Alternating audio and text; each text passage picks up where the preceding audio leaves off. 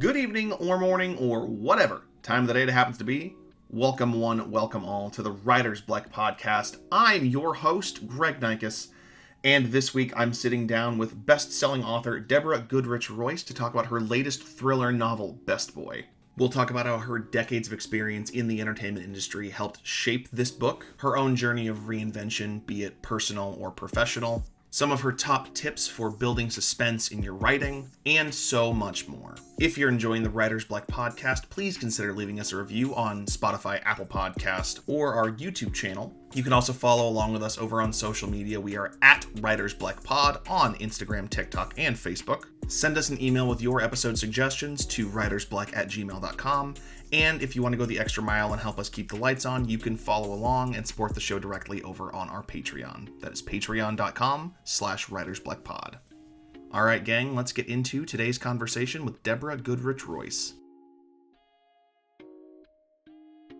You've affectionately been crowned Queen of Plot Twists. How did that reputation come about, and how do you feel about that nickname now? Does it create any extra pressure for you when you are going in to create a new book? It creates a lot of pressure, but I feel good about it. I feel in a weird way like every book is its own little gift. You know, if an idea comes to you, you're lucky. If you're able to develop it into a full-fledged novel, you're luckier. And if there's a plot twist that comes along and it's organic and natural and really works and doesn't feel like you pasted it on from another book, you're the luckiest of all. I don't want to feel I always have to have a twist, although I love the ones I've had. I think it's okay to have a good reveal instead of a twist. If your readers don't know the difference, in a reveal, it's when you're going along and there's a question of who did it and it is revealed who did it. In a twist, you're going along and there's a question of who did it and suddenly you come to find out it wasn't even done at all what you thought was done. So that's the difference. You've had a really multifaceted career in the entertainment industry, from an acting at an early age to working as a story editor, and now you're creating your own books and your own media projects. You have a very unique perspective because of your experience and how that world actually works. And in Best Boy, you don't stray away from the less glamorous side of the industry. Did you ever feel responsible or a responsibility to be especially honest about those parts of your experience when writing the story? That's a great question. Yeah, I do feel a responsibility to be honest about aspects of really anything I'm describing. And the movie business does play a part in 2 of my 4 novels because it was a major part of my life. And in this book, I did receive an email from a man who said he was the best boy in a film I'd done. And he had a variety of touch points we shared, and it kind of ended on a crazy note where he said we had run into each other and I was holding a baby and he wondered if the child was his, which was a bit of a shock since I didn't remember him. And he did wrap it up by saying, of course I know that wouldn't have been possible. So I was very relieved, but it got me thinking about memory and the nature of film sets, this coming together of people for a very intensive couple of months, and then the splitting apart of those people, and those kinds of relationships do play prominently through the book, Best Boy. Going from acting at an early age on a show like All My Children to where you are now, you've obviously lived many different lives throughout your experience. Was ever a decision for you to make a conscious effort to reinvent yourself along the way, or looking back, does your career feel like it was more of one continuous path than a series of reinventions? Wow. Both and. Yes, no. Fabulous question. I've never been asked that. Thank you. I feel like life has given me, like all of us, at various points along the road, roadblocks, obstacles that have come up. To take it away from career for a minute, I went through a divorce years ago, not my choosing to end the marriage. I was blindsided by it. So many people have had this experience. And in the end, when I didn't think I'd recover from that, not only did I recover, I started a new life and got remarried and became a writer. And so I think we go along, and what is that saying? God laughs when you make a plan. We have our plans, the PLANS, all in capital, and we're going along. With my acting career, it was going gangbusters. It reached a point where I was screen testing for major films. My agent told me, no more television. You're not going to do any television at all. You're here at this point. I was newly married, and I got pregnant. After I had the baby, there was a writer's strike. So there was this long chunk of time that I took away from acting. And when I went back, it wasn't the same. I wasn't the same. And there was a slow turning away from it to the next chapter of life. So I won't go through every little transition, but those are a couple of examples of things that I might not necessarily have chosen to change, but looking back, I'm so glad they did change. Your books have an air of mystique to them, whether it is the relation secrecy of Reef Road, the historical intrigue of Ruby Falls, or the more psychological side of things portrayed in Best Boy. Where did your love of suspense and unanswered questions come from as a reader and as a writer, and maybe who were some of your early influences? I'm a huge Hitchcock fan in terms of movies. I think he was the master. I love Brian De Palma films. They're 25% too violent for me. I could tone that down. So you get a feel for the genre that I like. Those are all meticulously developed suspense where things are revealed along the way, and there are twists. I've read, I just went on a binge. I read about 25 Agatha Christie books because I got a contract to write a cozy mystery, which we can talk about if you want. Agatha Christie's a cozy mystery writer. And I thought, well, I just need to refresh myself on her books. Wow, does she hold up? If you haven't read Agatha Christie lately, she's really not dated in her sensibility. So, so many influences with books and movies. So then going into this book, Best Boy, I guess kind of starting off simple, why did you pick the title Best Boy? Well, because of that email that came through where he said, I was your best boy. And then double and triple entendres developed from Best Boy. The protagonist is a mother of a 10-year-old boy, Theo. He is her best boy. And this secret she has in her past, this thing that happened to her when she's a girl in high school, a senior in high school, she's a victim of an assault at the hands of a boy. It starts to have different meanings, which I like. I like that layered quality. The novel examines vulnerability and trust in close relationships. What were the biggest challenges for you in portraying those dynamics honestly without ever revealing too much too soon? I think the biggest challenge in Best Boy was the relationship between Vivica and her husband. I think it was very easy writing her relationships with her girlfriends. She has some very strong girlfriends who really jumped off the page. Her childhood girlfriend, M, and then her adult agent and friend, Rachel. Those are characters that grew and grew as I wrote, just because I liked them more and more. I think Vivica is less confident in her relationships with men for a lot of reasons, including the thing that happened to her as a girl. Without giving away any big plot twists or anything like that, how did you approach building tension in the story while maintaining empathy for all the characters involved? So tension is created. You look at the cover of the book. There's the mailbox with the letter in it. The first moment that Vivica goes out the door, she asks her housekeeper, did you get the mail? Housekeeper says no. She's going to get it. She sets down her cup of coffee. She opens the door. She sees the sky. She sees the trees. She sees the flowers. It's a moment of acute observation. She walks down the gravel walkway. She feels the crunch of the gravel beneath her feet. And that's a very Hitchcockian technique. You hyper-focus on what's going on, almost in slow motion, of all these tactile and visual senses around you. And then she gets the letter and the bomb is dropped. And that's how surprises come to us in real life. It's always on an ordinary day, isn't it?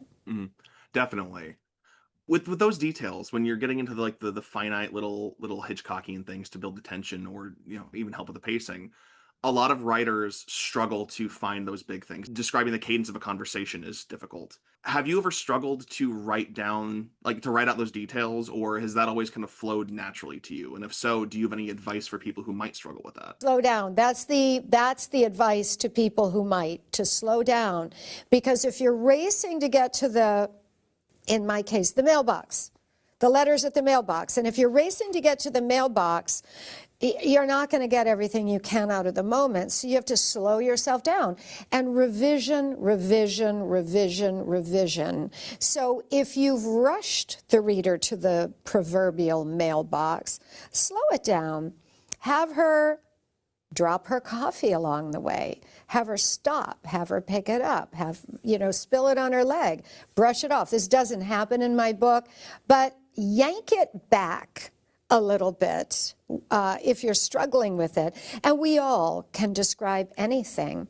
I wrote a scene where something's going to happen in one of those walk-in coolers at a restaurant, and when the young waitress walks in, I can't even remember, something with a ketchup bottle. The ketchup bottle's not in the right place. There's something, so the reader's attention gets diverted in that moment to the ketchup bottle, and then the thing happens. Okay.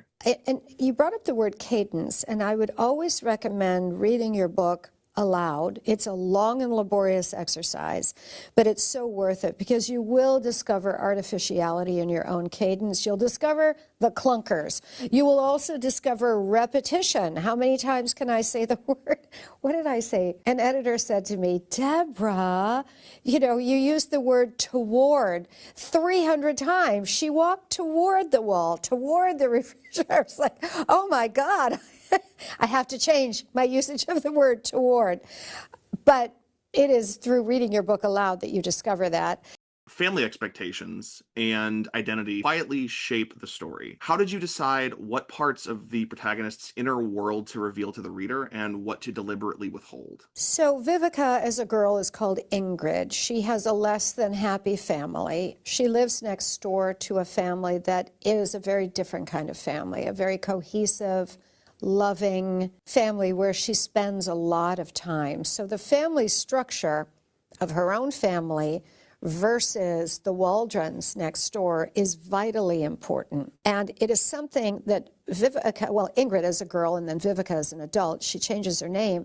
She is always trying to create that perfect world that she has control over. She's trying to exercise a little white knuckle control. She has these shadow boxes when she's little. She becomes an actress. All of those are ways of creating an artificial, happier reality than your own. There's a strong emotional realism in this book. How did you approach dialogue and character psychology in this story, knowing, kind of going through the experiences that you've gone through? When I sit to write, I sit in a quiet room all alone and really go very deeply into that place.